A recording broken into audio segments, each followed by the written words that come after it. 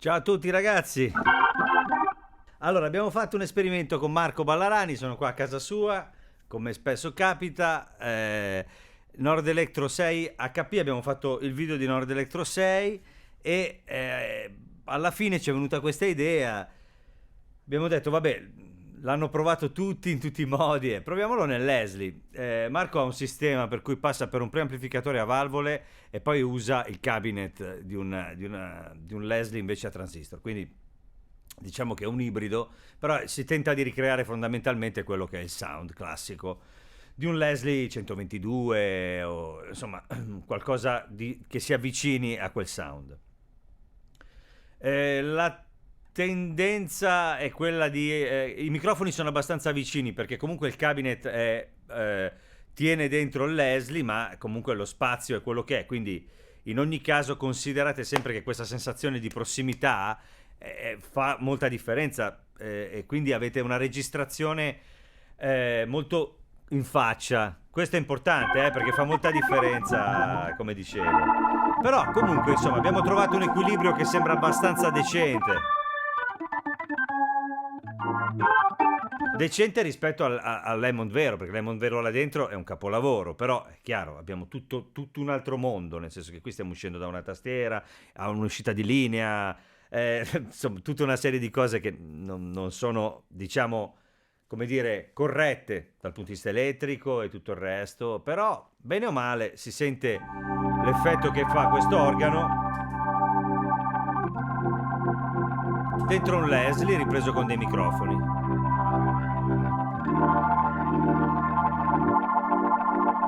Direi di ascoltarlo.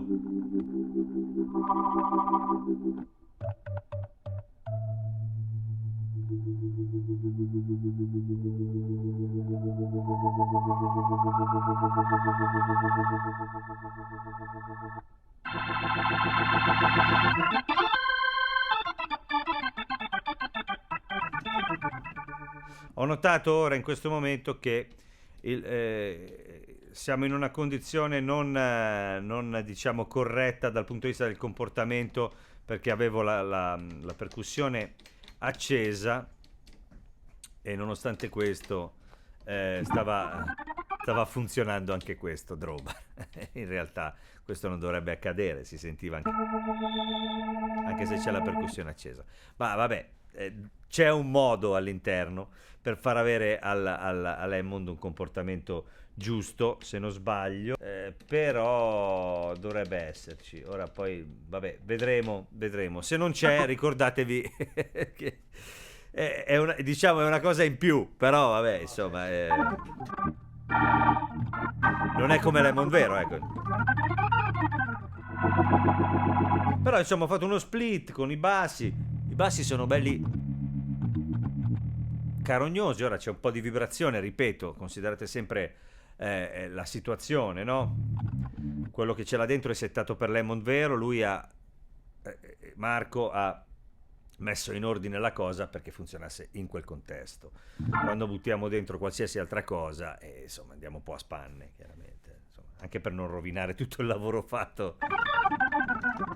Però, insomma,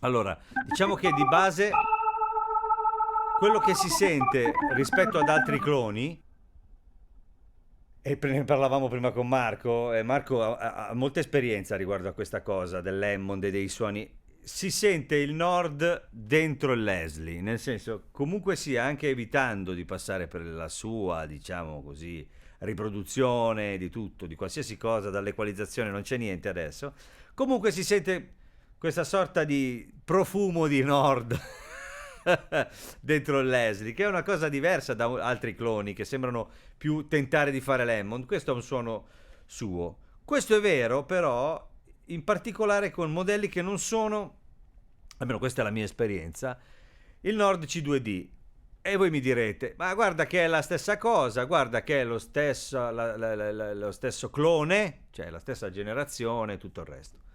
Sarà, ma io ho fatto tantissime date con un C2D trovato lì con il Leslie, le ho fatte in cuffia, le ho fatte con Leslie di fianco. Con Leslie di fianco uno dice, vabbè, ma c'avevi il Leslie di fianco, è normale che ti facesse un altro effetto. No, le ho fatte anche con le cuffie, registrato così, era una cosa. Le volte in cui mi è capitato che non fosse un C2D, ma che fosse appunto un Nord Electro magari messo dentro il Leslie, non era la stessa cosa. Era una cosa diversa.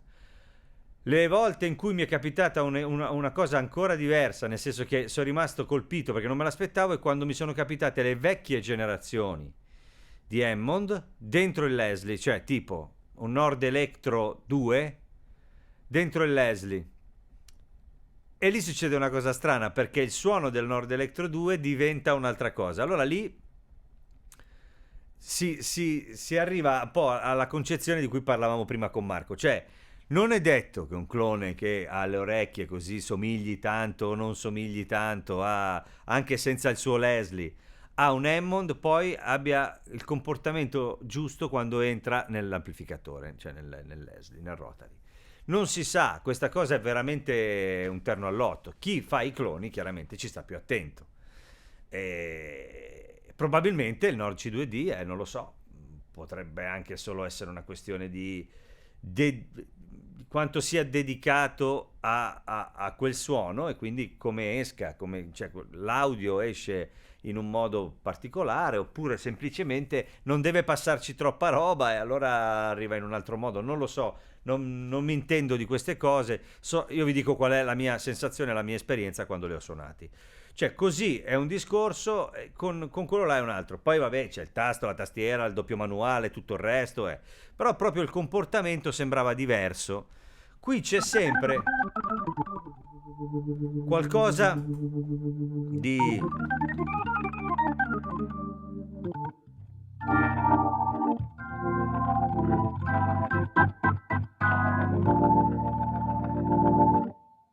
indefinito, ma comunque di marchio Nord, che è bellissimo, eh. Cioè, non è che non è una critica, nel senso che questa roba qui, se io dovessi fare un pezzo, registrarlo, mettere dentro un Hammond così un po' per accompagnare,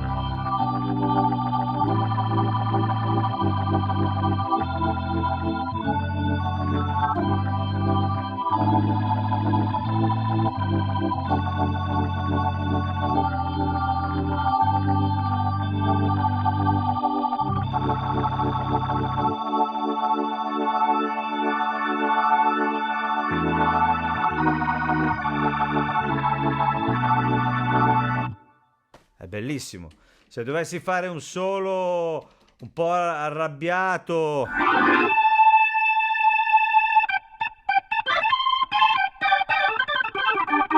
anche senza...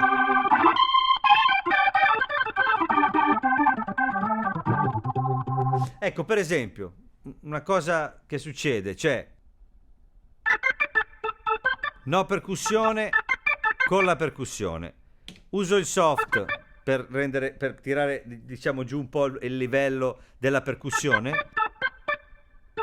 La tolgo, la metto, la differenza la sentiamo di meno. Se io dovessi usare un C2D, questa cosa sarebbe molto più evidente. Questa è la mia esperienza. Non so dirvi il perché. Qui queste sfumature qua si perdono ed è importante perché la differenza ci deve essere. Tanto. C'è, non è che non c'è, però non è come se lo faccio su un Hammond, ecco. Col C2D invece queste piccole cose mentre stai suonando le fai e hanno una risposta chiara.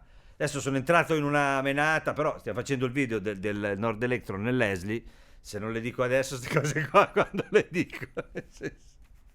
Comunque, in generale, la cosa più bella che ha Nord dal punto di vista dell'organo, secondo me, è proprio il fatto che la sua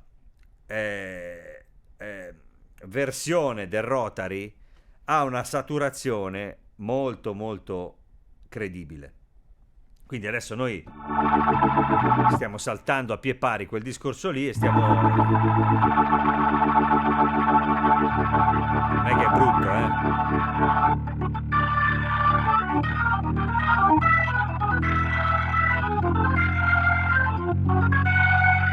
Il baseball adesso arriva... Quando si fanno questi discorsi su questi strumenti, chiaramente poi arriva sempre quello che dice sì, ma l'Hammond è un'altra cosa. Ecco, vi prego, non scrivetelo, nel senso che grazie al... no? Cioè, nel senso, se no era un Hammond. Cioè, nel senso, quello c'ha le ruote foniche, è una roba che non c'entra niente con questa cosa qua. Quindi, ma quelli che scrivono, cioè, scrivetelo se volete, libertà, democrazia, quello che volete. Giustamente io ho un canale, quindi mi prendo anche le cose, tutto quello che arriva devo accettare, no? Sono io che mi sono messo a fare il canale sulle tastiere. Ma scrivere, quando si fa un Wurlitzer, sì, ma il Wurlitzer vero è un'altra cosa. Quando si fa il Rhodes, sì, ma il Rhodes vero è un'altra cosa. E quando si fa l'Hammond, sì, ma l'Hammond vero è un'altra cosa. Stesso per il CP, tutti gli strumenti elettromeccanici, ripeto. E allora? Cioè, lo so anch'io, perché se no era quello, no? Cioè, nel senso.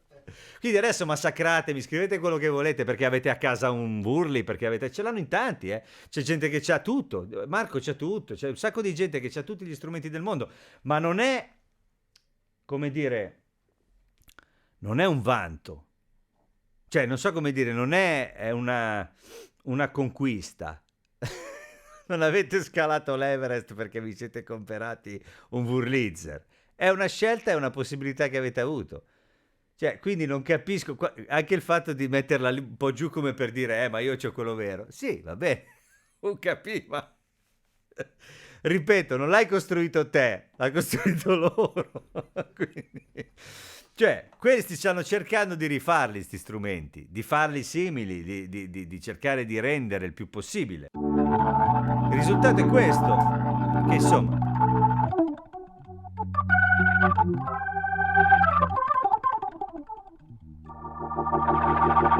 Mi sembra bello, no?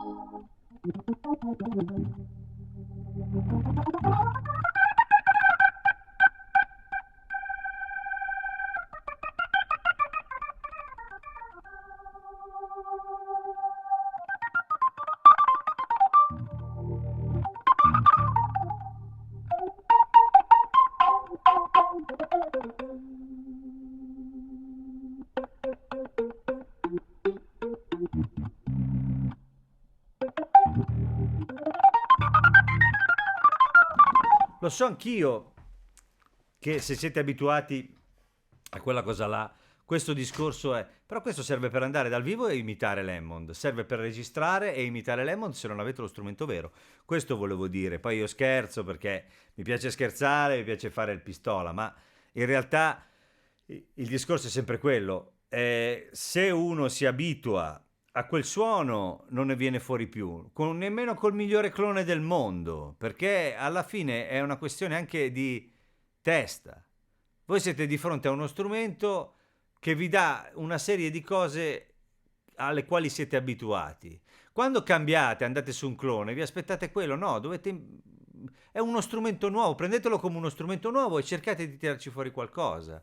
Questa è la mia attitudine, poi ognuno ha la sua, però credo che sia il modo migliore per non arrivare poi a scrivere sotto nei commenti sì, ma l'Hammond è un'altra cosa, perché, ripeto, è una cosa che lascia il tempo che trova, non andiamo da nessuna parte se ci diciamo tutti i giorni che un synth analogico è più bello di uno digitale. Dipende da che cosa ci fai. Se un ragazzo giovane gli compri un sintetizzatore monofonico, digitale, non sa neanche cos'è uno vero, magari ci fa delle figate. E magari uno gli dai questo Hammond qua e fa delle cose diverse proprio perché non ha quel suono lì e proprio perché non ha la cultura di quella cosa lì. Noi siamo a volte legati in modo proprio viscerale a un suono perché siamo abituati a sentirlo così. Poi, ripeto, una cosa che dico sempre quando si tratta di Hammond è: noi siamo abituati a delle registrazioni dell'Hammond. Quando vediamo i video, quando vediamo qualsiasi cosa, pensiamo a una cosa che abbiamo sentito nei dischi noi. Ogni disco è stato registrato in un modo diverso, in un posto diverso, con un Hammond, con un Leslie diverso, due Leslie, i microfoni lontani, vicini, la stanza suonava, non suonava, il fonico, con la barba, senza barba, cambia tutto. Cioè, l'unto dentro il potenziometro, cioè il compressore del microfono. Sono 1 miliardo le cose che succedono. Questa è un'approssimazione che tenta di fare un po' di tutto, ma non può fare tutte quelle cose. Poi che le cose di qualità come queste tentino ma non arrivino, comunque è un tentativo di alto livello. Questo come tutti i cloni che abbiamo provato qui da Marco, secondo me. Perché io qui sento veramente una bella...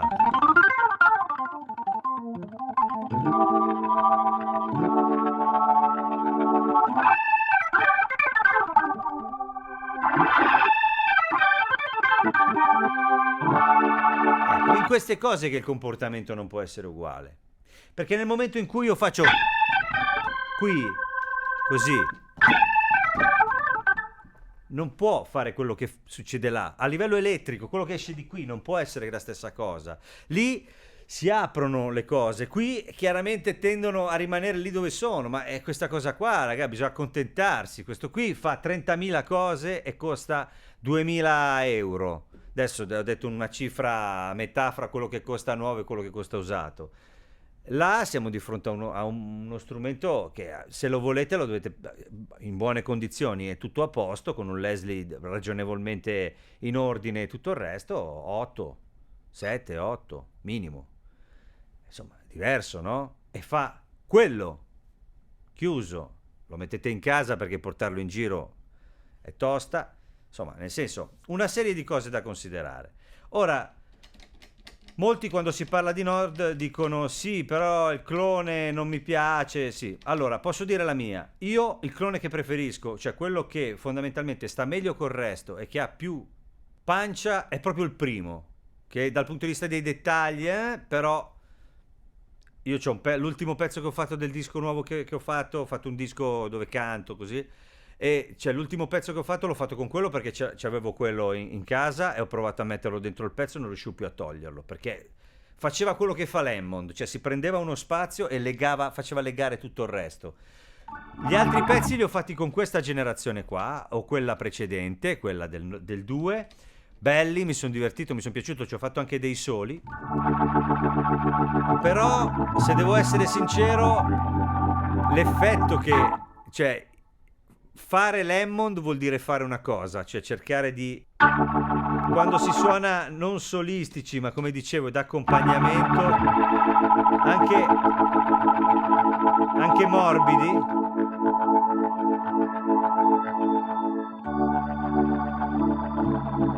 questa cosa qua è una cosa strana. Se tu la metti in una canzone, ti rendi conto se questo clone è buono o no. Perché non è il solo o il grido la cosa. Non vuol dire, perché poi la metti nel pezzo e nel pezzo funziona. È tutto lì. È lì che casca l'asino. Perché è lì che l'utilità di uno strumento viene fuori. Non è che Lemmond deve fare sempre di Purple o sempre Jimmy Smith. Lemmond veniva usato per legare insieme le canzoni, per fare un discorso anche di accompagnamento orchestrale, no? E se quella roba lì non la fa, se rimane a sé, se rimane da solo, se si stacca dal resto, non è un buon segno. Questo è il mio parere. E devo dire che il primo Nord, questa cosa qua ce l'aveva, ed è per quello che ha fatto successo, in un modo pazzesco. Io l'ho suonata la prima generazione live per tanti anni. Insieme agli altri, io sentivo la registrazione, Lemmond c'era sempre, non mi ponevo neanche il problema, esce, non esce, si sente, non si sente. Era lì che faceva il suo mestiere. Questo è importante. Poi per entrare nel dettaglio del chorus, questo è il vibrato 1, chorus 1, vibrato 2, aspettate, scusate, vibrato 1, chorus 1, vibrato 2, chorus 2, vibrato 3, chorus 3.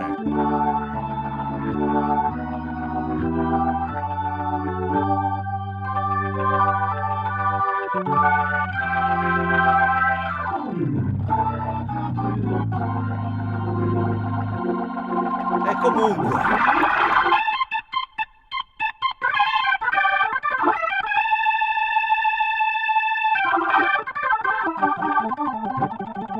devo dire che vi ho voglia di suonarlo. Quindi vabbè, era per fare questo esperimento, chiacchierare un po' di Hammond, perché alla fine il suono l'avete sentito, ripeto, era più per giocare.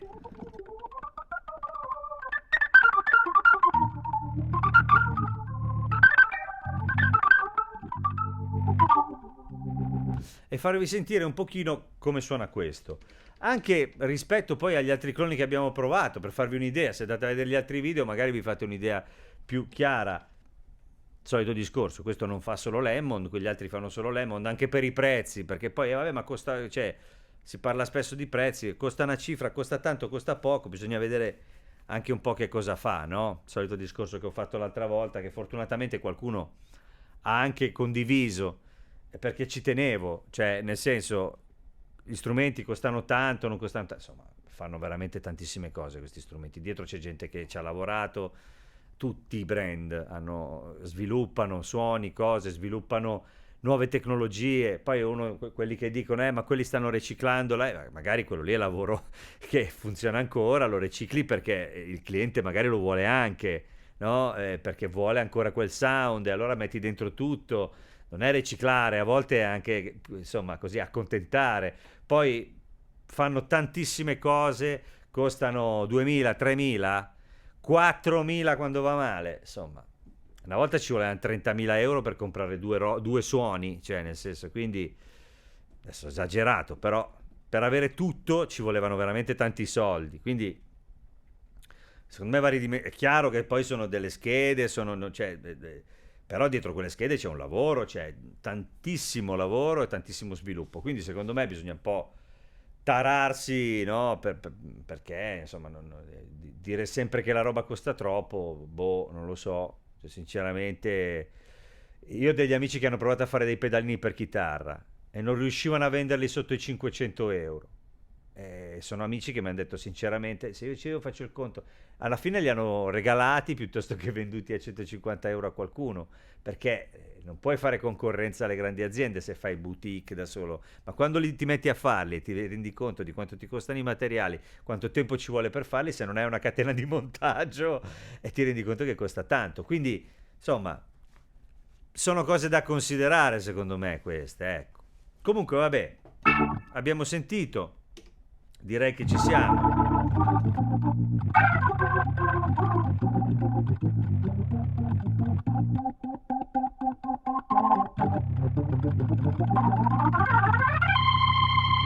Sembra che ci sia un bel grido, molto di più nell'Esli che quando è da solo, nel senso che qui viene fuori da solo col suo...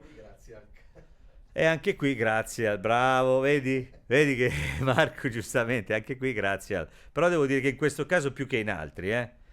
Qui è più, diciamo, scavatino rispetto ad altri cloni che abbiamo provato che con loro Rotary avevano un pochino più di cattiveria. L'HX3 per esempio... vabbè, mi sta riprendendo Marco a mano perché è finita la bobina.